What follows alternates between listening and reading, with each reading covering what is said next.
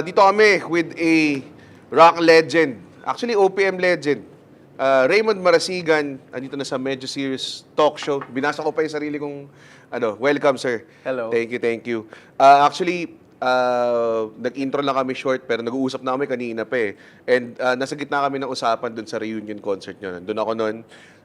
Feel na feel ko yung vibe. Isa sa mga pinaka gusto ko na nangyari doon is I think malaki yung intersection. Parang marami akong fans na nakikinig sa inyo, obviously. I think syempre sobrang laki ng fan base nyo. So, ang saya ng vibe.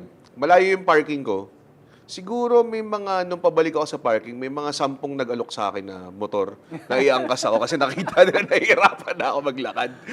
Parang ganun. Kaya ang ganda ng vibe ng mga ganong klaseng live events, no? Syempre, hindi nyo na kayang gawin mag-weekly Eraserhead show, hindi ba kaya? Mga tipo 19 is, gano'n, hindi. baka pwede lang. Pero Rames, thank you. Meron tayong gustong pag-usapan here, which is encompassing, gusto ko i-tackle yung Filipino music, which is OPM. And nasa panahon tayo ng, ito I guess yung pinaka-glaring question, no? Nasa panahon tayo ng streaming. Dati, kung gusto ko pakinggan ng Eheads, bibili ako ng cassette. Or pipilitin ko yung tatay ko bumili ng cassette dahil wala pa akong pera nun. Tapos, papakinggan ko, susulitin ko. Papakinggan ko yung buong album. Hindi lang yung mga gusto kong pakinggan, di ba? Kaya sulit kapag naglabas kayo ng mga anthology, mga ganong klase. Ngayon, streaming, isa-isa labas ng mga songs. Parang, tingin mo ba mas nakakabuti to or hindi, or meron ba siyang pros and cons? Una, I think it's the golden age of Philippine music. You think so? Wow, I think okay. it's the golden age. Kasi madaming tunog. Iba-iba. Nakakagulat at nakakasaya na ganun. Kasi nung araw, yung inabot ko, kailangan ganito ka lang. Oo nga. May madaming batas, madaming rules. Kahit parang kung punk ka lang, hindi ka pwedeng mag-disco. Yung disco, yung hip-hop, kaaway yung metal, parang. Oo nga. Pero, kasi lumaki ako sa probinsya, hindi ganun masyado sa probinsya. Sa probinsya, music lahat. Yeah. So, yung music ng tatay mo, music ng mga tatay mo ng mga Frank Sinatra, ng mga pinsan mo na classic rock, yung Sharon Cuneta sa radyo, yung hip-hop sa underground, mga nagbe-breakdance, tapos yung punk na dala ng balikbayan mong pinsan. Isa lang yun lumaki ako, isa lang yun eh. Music lang lahat yun. Pagdating ko sa Maynila nung college, may may subcultures na very, very strict yung bakod. Nung college ka, mga anong panahon? Hindi naman sa pinapla. I-reveal ko age. I'm 53. Okay. This year. So, mga late 80s. I'm 53 this week. Wow. Congrats. Happy birthday. So, nung college ako, ganun pala. So, nung tumutugtog yung Heads, lahat kami lumaking probinsya, medyo similar yung namin sa music, which is iisa lang yung hip-hop and this. There's differences sa pero lumaki kami na hindi yun. So, pag lumalabas kami ng medyo iba sa tunog namin, pati sarili naming fans, binabato kami. Talaga? Oo. Wild. Oo. 98, sumalang sa amin si Francis M. sa Araneta Coliseum. Tama. Yung fans namin, binabato kami kasi may hip-hop. Kasi may hip-hop. So, pangarap ko tong taon na to, this is the future. Talaga? Lumaki yung anak ko na nakikinig siya from Taylor Swift to Michael Jackson, di ba? To K-pop, sa kanya, it's music lang, di ba? Hindi. I really, tawag dun, kind of expected na parang, you would say bad things about this day and age. Pero grabe, no? I guess when you put it that way, it really does open up to a lot of things to a lot of people. Kasi, tama kayo, dati, pag nakinig tayo ng something, parang very strict yung mga genres, no? And at the same time... Even hip-hop and R&B, hindi magsasama. Oo nga. Hip-hop heads nung 90s, I'm not listen to R&B. Tribes sila, no? Tribes, Very, very tribal. Yeah. And then ngayon, makakita ko ng mga genre na... Like, kunwari, I'm good friends with an indie band called Sauce. Dating she's only 16.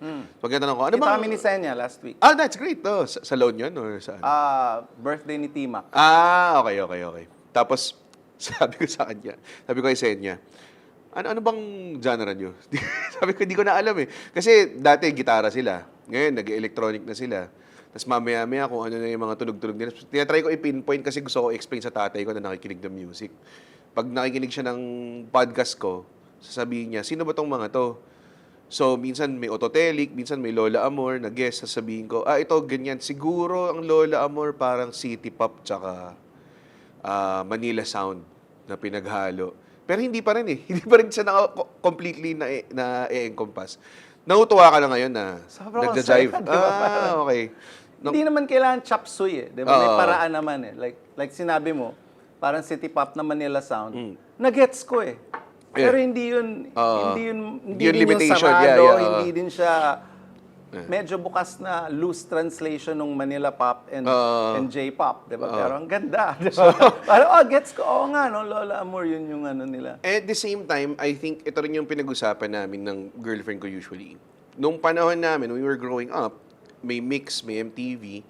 Usually, ang pinapakinggan naming kanta is kung ano pinapakinggan ng lahat. Pop talaga. Kasi talagang kung kunwari, kung ang sugod nasa top 5 or nasa top 10 ng mix or nasa MTV Countdown, yun yung pinapakinggan mo that time, di ba? Pero ngayon, parang wala nang nagsasabi kung anong pinapakinggan mo dapat. No? We had a meeting. Sandwich released a new single. Yeah. Tapos, two of my bandmates, si Mike and Diego, work for a record company nung bata pa sila. Yeah.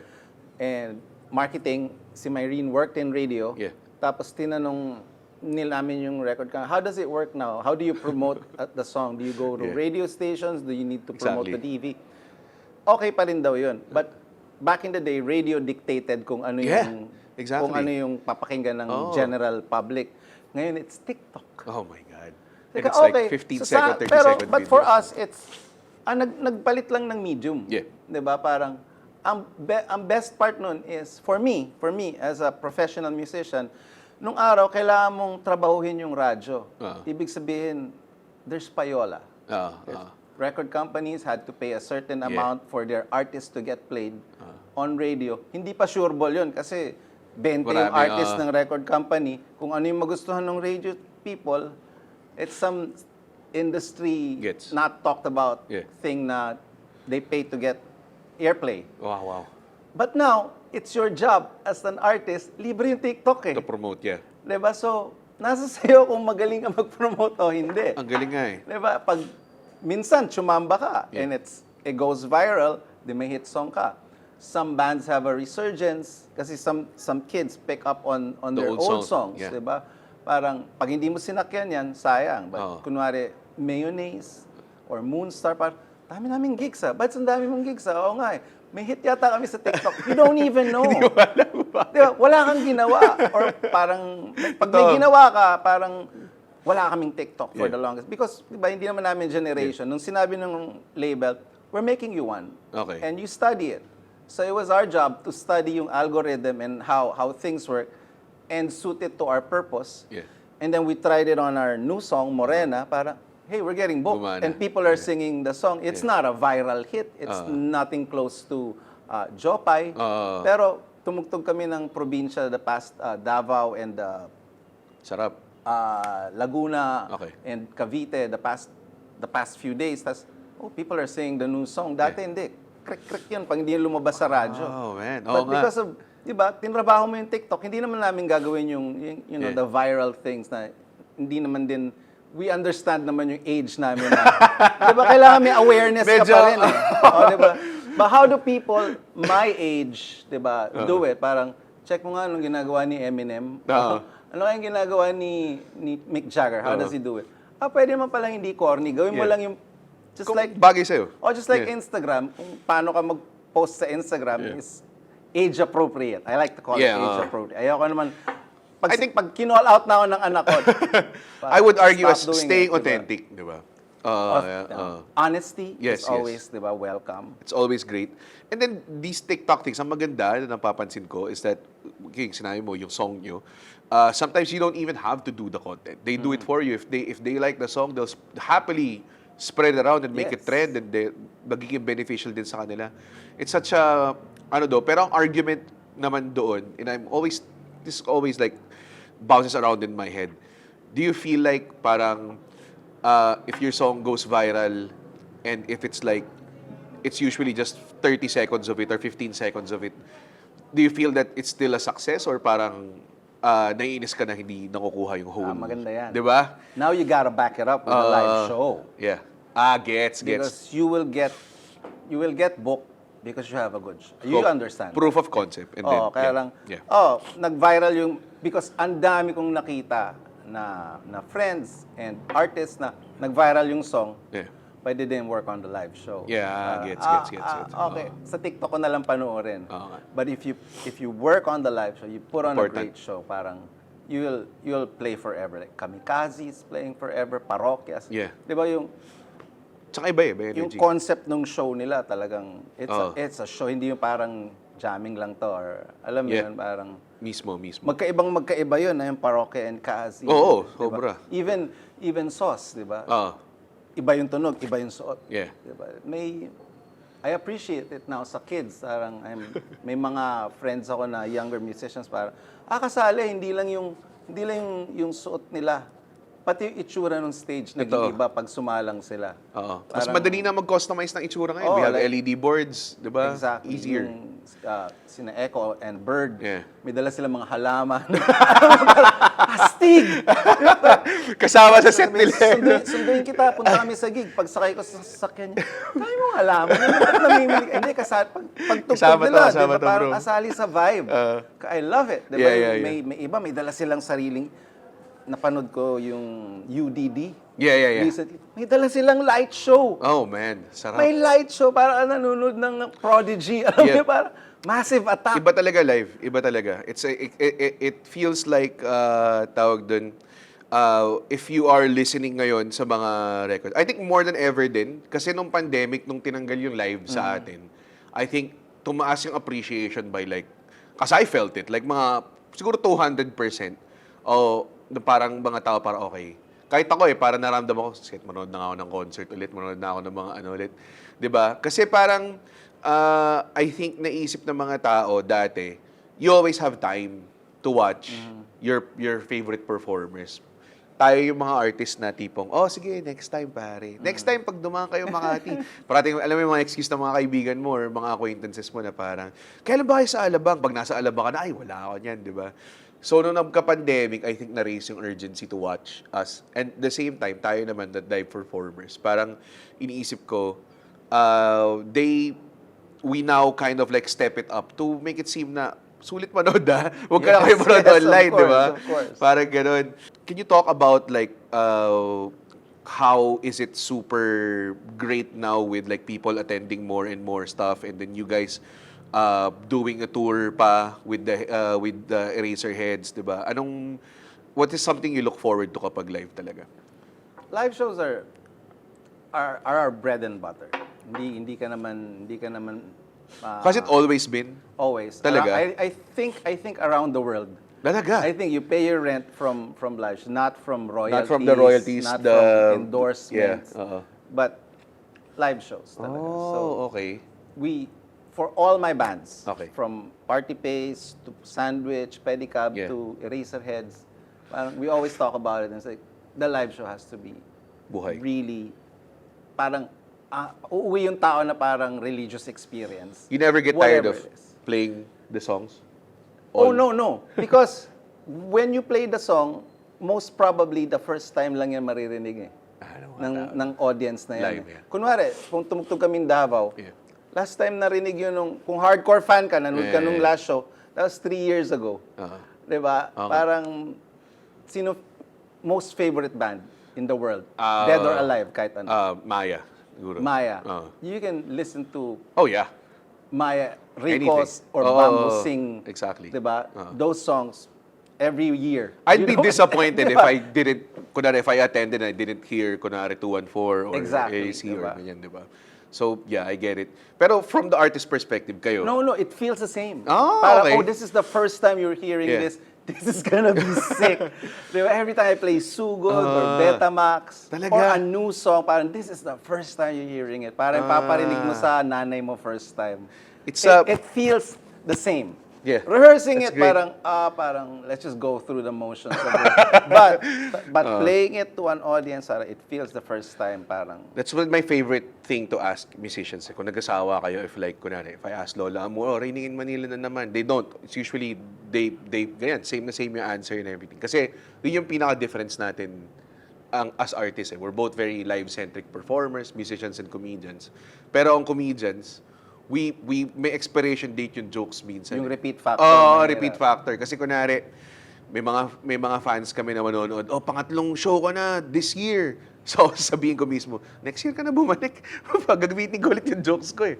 Mga ganun klase.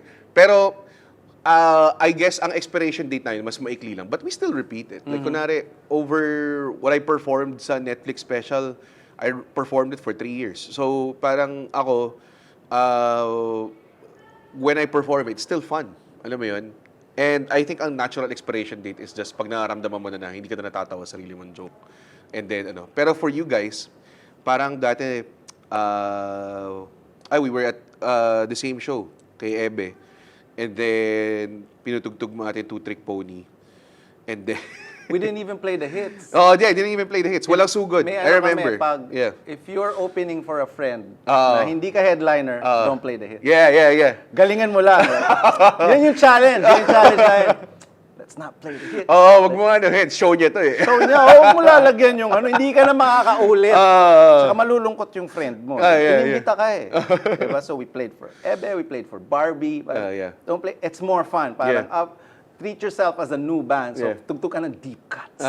But make it rock. Yeah.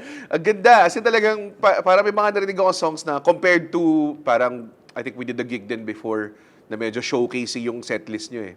Para it's all the hits, di ba? Pag ibang show yun. Para isang beses, para nung pinaano ko yun, nung umalis na kayo, parang, walang hits. Tapos naisip ko, baka dahil, they're opening and they don't... Of course. May camaraderie din. Siyempre. Mga ganun. Courtesy. Yeah.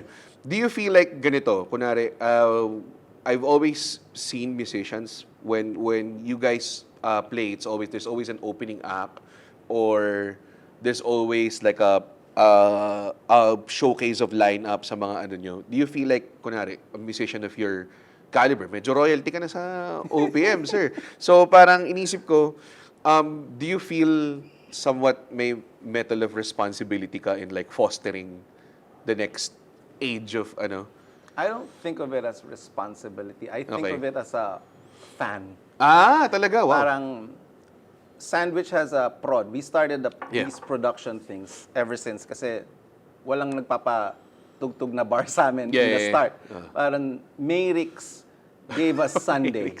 He gave us Sunday. So we call it Sunday Grabe Sabi. It was one of the first band productions where we can invite our friends to play. Okay. So all the bands that we were liking at the time, parang, uy, narinig mo na ba yung Greyhounds? Imbitahin natin sila doon sa so prod parang night. reko-reko, ganun. So I don't think of it as parang, ako yung senior dito, kailangan. Hindi, it's bands that you wanna hear live. Kasi hindi ka makapunta sa show nila because you're all playing the weekend. So, imbitahin kaya natin sina Senya, nandito ba sila sa Manila?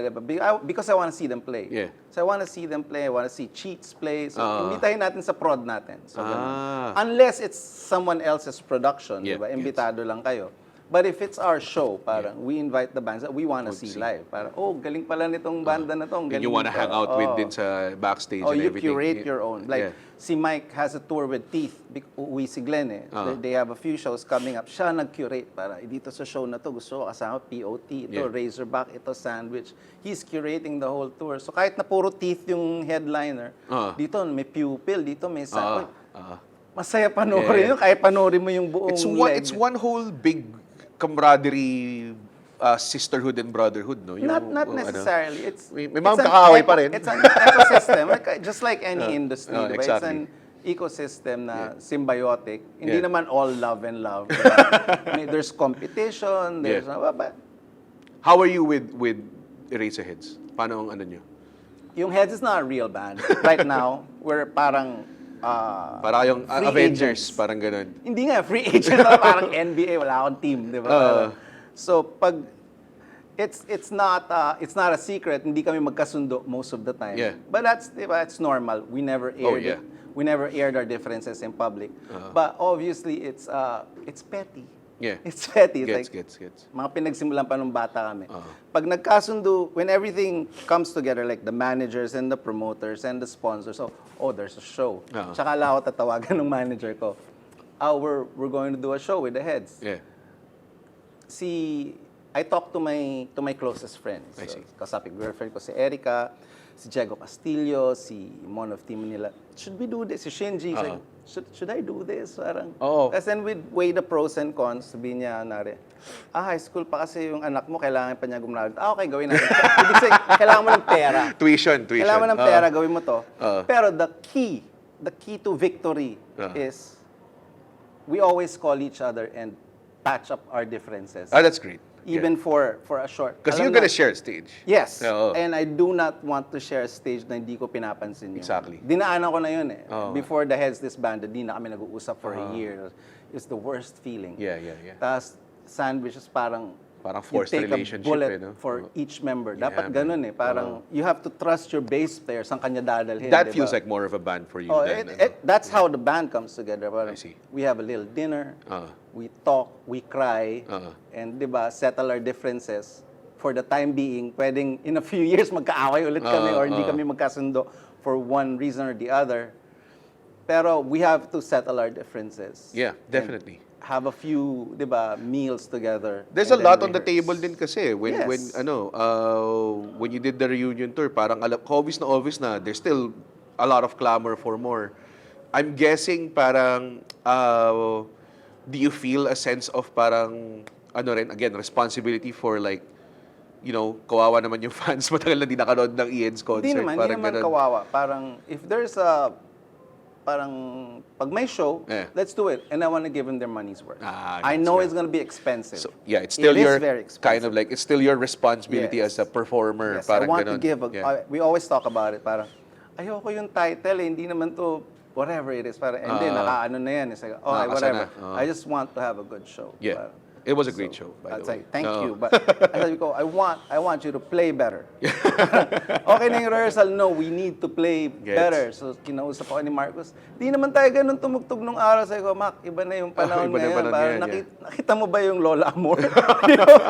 Nakita mo, iba na yung sukatan. Hindi na pwedeng, bahala na, jamming up.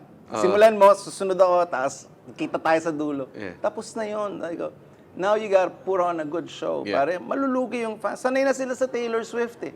Even the old folks. Para, sanay na silang manood ng concert na K-pop. And nakita na nila sinamahan na nila yung anak nila kay Miley Cyrus. Hindi nakita nila yung value for money sa live shows. We have to have a good show. Intense. I want it na for all my bands. I want tanggalin mo yung lights, tanggalin mo yung graphics, tanggalin mo yung costume. Kahit nakapikit, tama yung tunog. It doesn't have to be clean because we're never clean.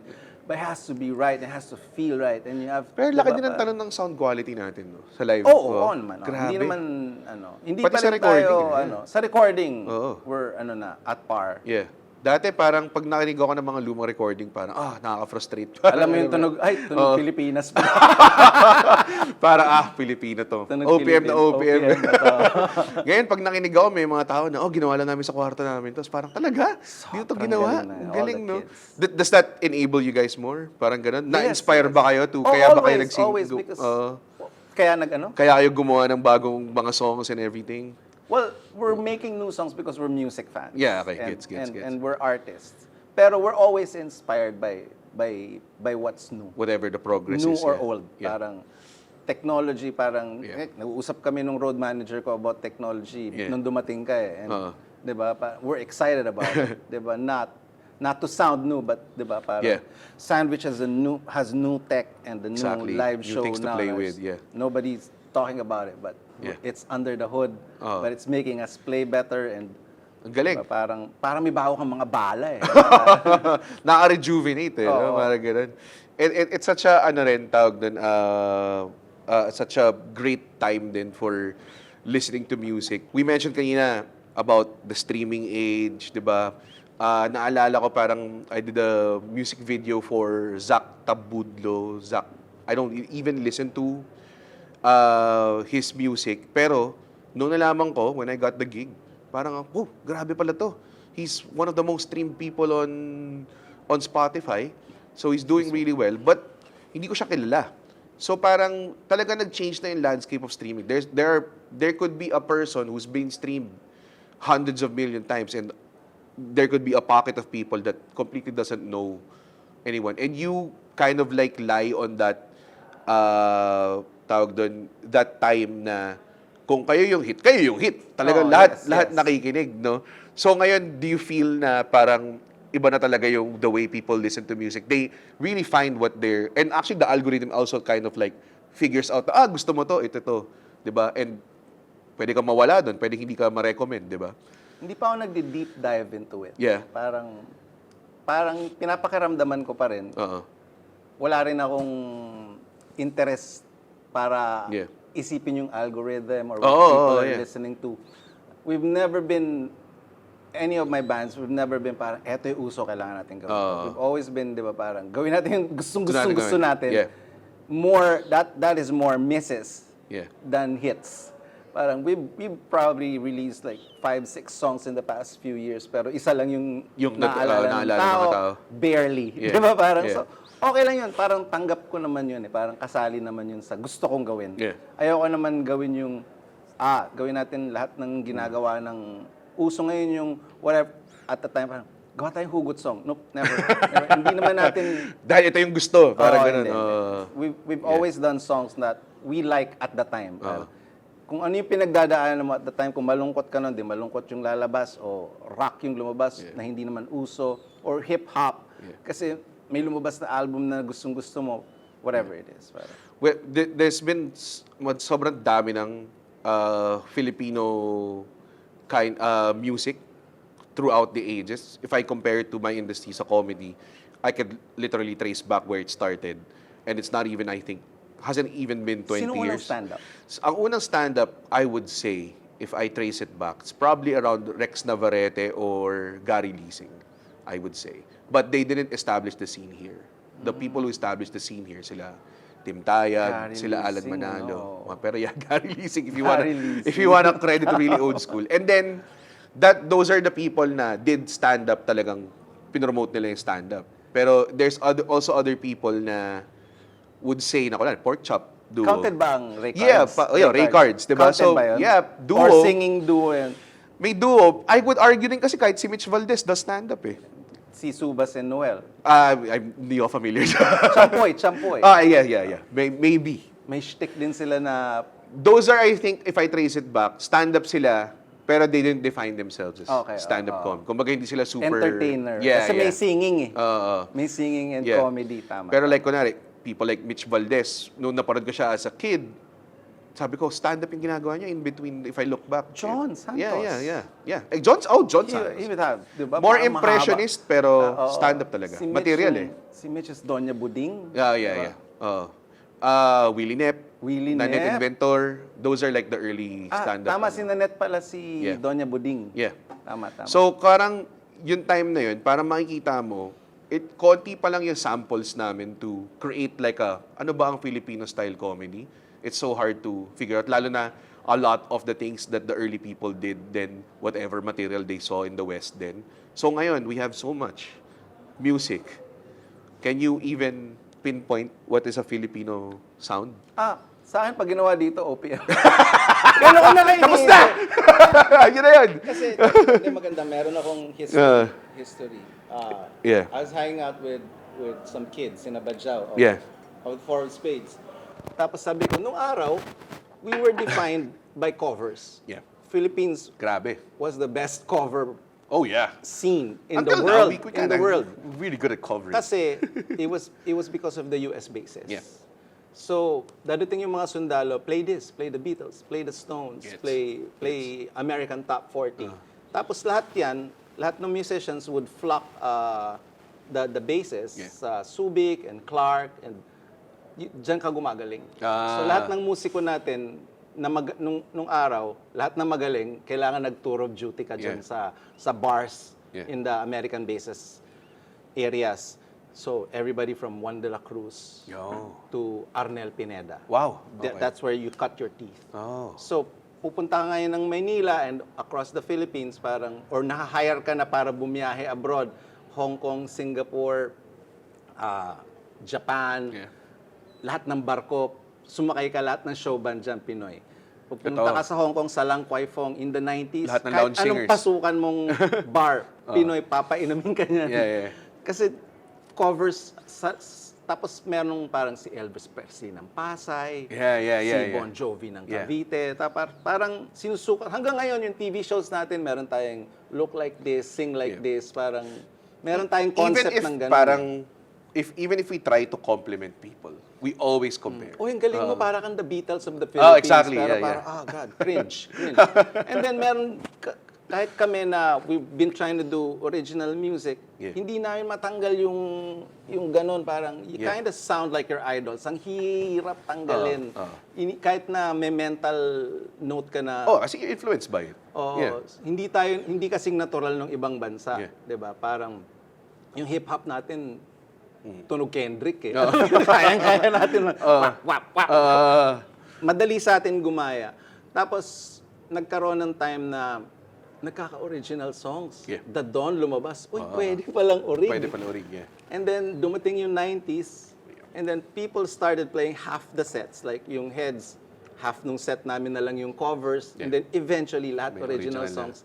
Ngayon, when you watch bands like Lola Amor or, di ba, si Zildor Enamori, all orig. Grabe, totoo. And I love it. And they sound like themselves. They sound like themselves. It's so crazy. May konting sound ng idol nila, pero sila talaga. Sila talaga. Hindi mo na masasabing hindi. Yun, pinag-usapan natin si Lola Amor, Ed Amori, yung mga ganyang ano. And if you listen to them now, they're really diversifying OPM. Yes. Oo. And then now, parang iniisip mo, for the longest time, you're trying to define ano yung Filipino sound. And now, these kids will come in and just blow it up. But they do sound Filipino pa rin. Yes. Ano mo yun? It's such a, tawag dun, I guess, parang, dahil pag nakikita lang ng mga tao na meron sobrang defined sound ang K-pop, may defined sound ang ibang bansa, or whatever genre they emanate from, parang nagka-clamor din tayo na ano bang tunog ng Pinoy? Which is, I think, the wrong way of doing it, I guess. No? I think so. Walang tama ka dyan. Yeah, parang it's I think none of the artists are thinking that, I gotta sound Pinoy. It's more of myself, right? Parang ganun. I just wanna express myself. Parang, I don't think si Enamori or si Zildor ko, kailangan Pinoy yung sound. Kailangan may Tagalog word ako dito. Parang, kahit ano yatang gawin mo, Pinoy ka kung dito mo ginawa. Natural na yun eh. I want to touch on what you said na ngayon yung golden age. You're coming from a very successful age. Yung when you guys were like But a very difficult time. Talaga? Oh, wow. Okay. Can you elaborate on that? Or? Pag iba yung kasabay mo na crowd, yari. Talaga? Wow. If you play to a metal crowd, babastusin ka. You play for a punk, yung hardcore factions of the music scene. If you play to a hip-hop crowd, di ka papansinin. Diba? Parang, ngayon yung mga tao ngayon, pag magaling ka, magaling ka. Wala nang pag ginalingan mo, kahit di ka nila kilala, kahit anong age mo, we play provinces na, sino ba to? Diba? Parang, yun yata yung taga-Eraserheads. They don't care.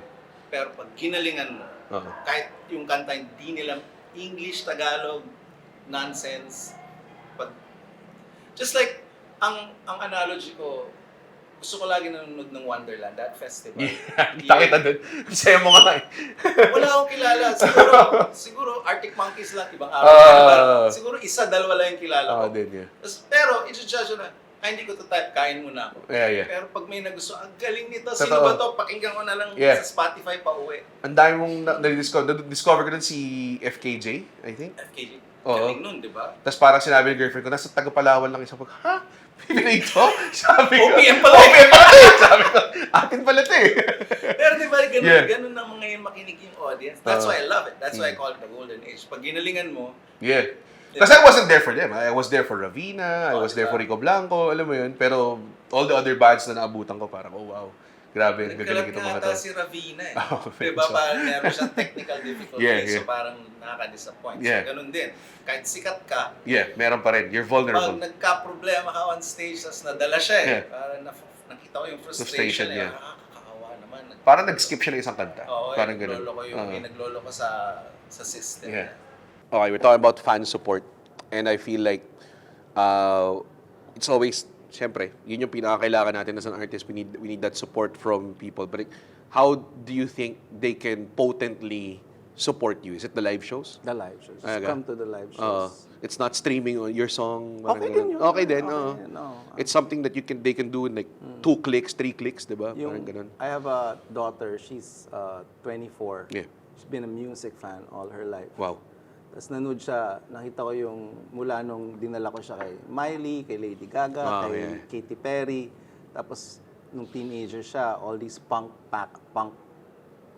Punk pop. Yung mga dala ni Vernon ng Yeah. mga all-time low, The Mains. Dinaanan niya hanggang mga Warped Tour nung pumunta siya Amerika, nanood siya hanggang ngayon nag Taylor Swift. And then, so ang ganda nung, 'di ba? Sinusupport niya yung Diversity, siya na, yeah. musician. Yeah. Pero pinanood niya lahat yun kasi sinusupport niya, binibili niya yung plaka. Yeah. Ako walang turntable, siya meron, di ba? Parang, binibili niya yung merch ng K-pop bands, di ba? Parang, ganun yung music fan di ba? And it keeps the music scene alive bago tayo palitan ng AI. Bibili mo ba yung merch ng AI? Hindi siguro. Baka, Ibang generation na yun, di ba? Parang, I'm sure mas magaling tumugtog yung AI. Mahirap akong sumuporta ng AI, parang hindi ko pa kaya. Pero ibang generation Iba. tayo. Pero di ba parang Maybe dadating the ba yung future, araw na ito yung merch ng AI, mas pogit, mas maganda yun. Malamang mas maganda yung light show nila, di ba? Oh, for sure. Tsaka hindi na mapagod yun. Hindi na mapapipirmahan niya lahat. Baka gumawa na... Hindi yun masungit. Hindi yun masungit. mag-OD. Wala. Hindi makukulong. Walang scandal yan. So, Wala laban tayo. Masyadong perfecto though. Yun yung I think, sinasabi ng mga tao, diba, when people are threatened by AI, pag artist ka, parang ang glaring na pumapasok sa utak ko is parang masyado silang perfecto and masyado silang nako-curate. And it's the... walang danger. Hindi sasabit live. Exactly. Walang sasabing mali, hindi makakancel. Kailangan yun eh. Kailangan mo ng something na ganun eh. Para maging interesting yung thing mo, I guess. Danger. Danger and mistakes, di ba? That's, I think, that very essential sa formative years mo as an artist. Okay. We're winding down. Tama ba? Meron pa ba tayong minutes din? Okay. We're winding down, sir. I could talk to you hours, for sure. And I'm pretty sure may mga tao nakikinig bitin to. Pero, if you feel like, if you wanna tell people on how to, keep the industry going, what would you tell them to do? Go out. Go out out, and catch. Ang daming nagtatanong sa akin. Itong pinakamaraming tanong, how do you make it? How do you make it in the music industry if you don't want to just play in your room and release music from your room? You gotta go out and find your tribe. Yeah. You watch the shows na gusto mong type na music and then you talk to people. Essential. Yeah. Parang kung madaming mas magaling, madaming mas bata, but they don't go out. Diba? The people you see playing shows are always out. Spoiled tayo with tools eh. Like, literally, musicians can make their own music by themselves. You can make it at home. In their own room. Pero if they don't go out, if you don't go out, you don't promote. Diba? If you don't do whatever it is, it's needed to promote the music, magaling ka lang. Yeah. Diba? But if you wanna play... magaling ka lang. Magaling ka lang mag-gitara. Galing ka lang kumanta. Pwede din yun. Kung gusto mong sa TikTok ka lang, okay din yan. But if you wanna go out and play music to audiences, you gotta go out and support music din. Yeah. It's really the live. Talagang ang pinaka, doon. Ang pinaka, I think, that's the beating heart of the... Kaya nung pandemic talaga, parang you feel like everybody just, parang, it feels like the world came crashing. Parang ganun talaga yung feeling, especially with musicians, di ba? And ngayon, now that live's back, I think we should get off our asses din and watch. Kasi yun din yung nangyari sa pandemic. Everybody got used to sitting down and watching. Di ba? Is there any kind of parang dream or goal na you feel like, because a lot of things ngayon are content. Everything is content. Hindi ko gusto yan. Hindi mo trip? Sorry, ako lang. Oo. Personal, ano lang. Yeah? Hindi ko gusto yung word na content, Content. and creator. Okay. Parang ako lang naman, ang corporate, No, I get it. parang making product. Yeah, yeah. Pag binrand ako sa content creator, I always say Parang na, hindi ako content creator, I'm just a comedian who promotes diba? online. Parang ganun, yeah. Parang ganun din, I have the same feeling. Yeah. Kaya parang, I don't wanna create content. I just wanna make stuff. You know, pero do you feel like Singing these stuff can be in like platforms like Netflix and stuff like that? Like a live concert on Netflix or something like that, di ba? Maybe, yeah. Like using I guess. technology. So hindi ka naman super closed off on using all these platforms. No. to- I'm mascom ako eh. So I'm very open to all sorts of platforms, di ba? Naturo.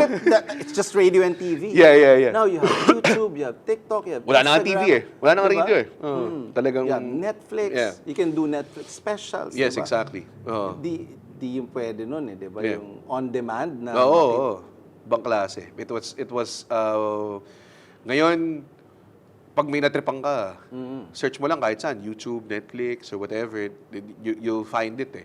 And I guess, kaya rin siguro yung lumang library nyo keeps going because I think parang recently lang, I was listening to one of your songs, very lumang song, because it was part of like a playlist that I made ng mga classic hits, mga ganong klase. Do you feel like yung library na ganon is kind of like revitalizing the fan base? Do you have, nagugulat ka ba if you have younger fans? Oo. may fans na, ay marunong ka pala mag-drums. Okay din yun. I get a kick out of it.